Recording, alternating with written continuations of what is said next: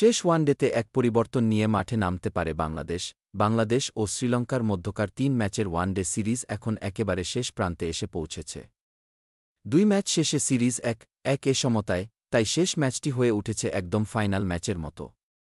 Series জয়ের লক্ষ্যে শেষ ওয়ানডেতে বাংলাদেশের একাদশে দেখা যেতে পারে একটি পরিবর্তন।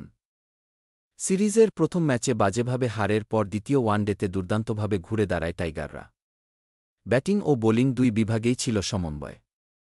তবে শেষ ম্যাচে ফিটনেস ও কন্ডিশনের কথা মাথায় রেখে বা প্রতিপক্ষের স্ট্র্যাটেজির ভিত্তিতে বাংলাদেশ দল ম্যানেজমেন্ট একাদশে আনতে পারে একটি পরিবর্তন। সবচেয়ে আলোচনায় আছে তানজিম হাসান, সাকিব ও রেজাউর রহমান রাজার জায়গা। তানজিম ধারাবাহিকভাবে ভালো বোলিং করলেও শেষ ম্যাচে কিছুটা খুরুচে ছিলেন।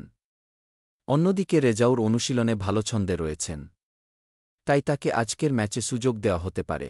এছাড়া ব্যাটিং লাইনআপে বড় কোনো পরিবর্তনের সম্ভাবনা কম। লিটন দাস, তাওহিদ হৃদয়, সাকিব আল হাসান, মুশফিকুর রহিম ও মিরাজের মতো অভিজ্ঞ ব্যাটসম্যানরা থাকবেন প্রথম একাদশেই। ওপেনিংয়ে নাইম শেখের ফর্ম কিছুটা প্রশ্নবিদ্ধ হলেও তাকে আরেকটি সুযোগ দিতে পারে টিম ম্যানেজমেন্ট। ম্যাচটি অনুষ্ঠিত হবে প্রেমাদাসা স্টেডিয়ামে, যেখানে স্পিনাররা বেশ কার্যকর হতে পারেন। তাই বাংলাদেশ হয়তো একাদশে আরও একজন অতিরিক্ত স্পিনার না রেখে মিরাজ ও সাকিবের উপরই নির্ভর করবে। সিরিজ জয়ের হাতছানি এবার টাইগারদের সামনে।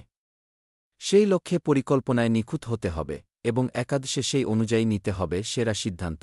শেষ ওয়ানডেতে দেশের ক্রিকেটপ্রেমীদের নজর থাকবে টাইগারদের দিকে, কিভাবে তারা লঙ্কানদের বিপক্ষে সিরিজ নিজেদের করে নেয়।